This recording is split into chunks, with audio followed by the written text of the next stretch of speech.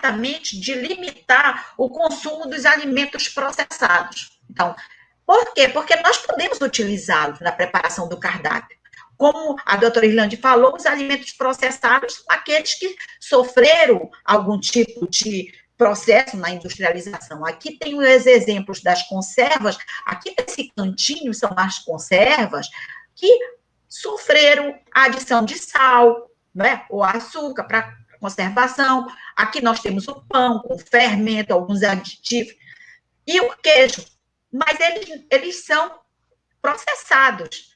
Nós vamos usar uma quantidade não muito grande, ela vai fazer parte de um cardápio, você pode utilizar, mas você já vai utilizando menos. Por quê? Porque se você vai utilizar, o perigo é você pegar esses alimentos processados e deixar que eles tomem, que eles ocupem o espaço dos alimentos in natura, que seriam aquelas verduras, os legumes, a carne, que é minimamente processada por causa do tratamento que ela recebe, né, do frango, do peixe, enfim. Então, nós não queremos aqui esses alimentos processados assumam o espaço destes alimentos, mas eles podem ser utilizados desde que apenas fazendo parte daquele cardápio com uma quantidade não tão significativa.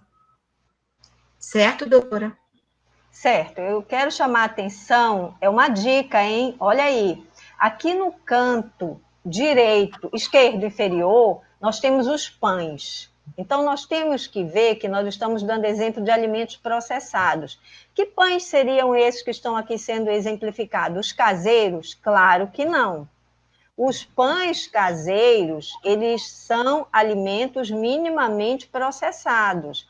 Os pães que são considerados aqui processados são aqueles já fabricados no processo industrial, com conservante. Se você olhar, mesmo aqueles pães fit, aqueles pães chamados integrais, preste atenção. Olha aí a dica. Se você olhar como o primeiro ingrediente dele, que não tem farinha de trigo integral, é melhor você evitar, tá? Porque ele entra na classe de alimento processado e você vai olhar também os conservantes que estão descritos nos ingredientes desse pão. Nós percebemos muitas vezes só aquela embalagem externa, a propaganda externa, tem isso, tem quinua, tem isso, tem aquilo, mas olha os ingredientes, dê uma olhada lá na embalagem, lá atrás, as letrinhas bem pequenininhas, e se você vê que a lista é muito grande de ingredientes que você não conhece, provavelmente os conservantes, os corantes, os estabilizantes de farinha desse pão, eles estão em grande quantidade, e por isso não são recomendados. Então, dê preferência àqueles que você vê pouco conservante, que não tenha muitos produtos que você não conhece, porque menos produtos, menos processado ele é, e mais benéfico à saúde, quanto menor a quantidade de produtos industrializados, quimicamente, sintetizados, entrarem na composição desse pão. Mas aí eu também quero fazer um bate-papo aqui com vocês.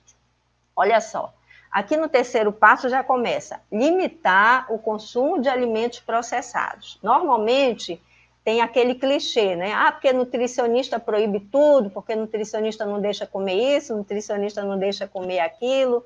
Não é bem assim. Não é que seja proibido.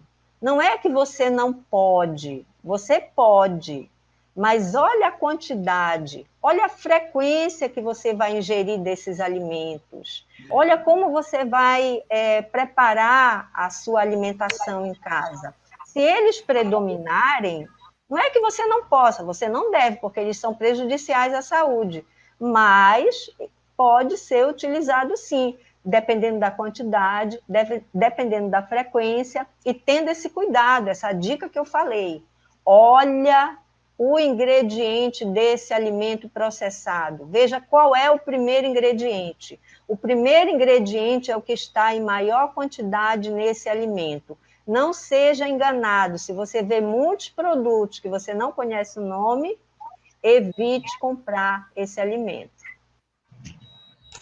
É isso mesmo, quer dizer, é só Rótulo é o nosso grande aliado, tá? Nós vamos seguir para o nosso quarto passo,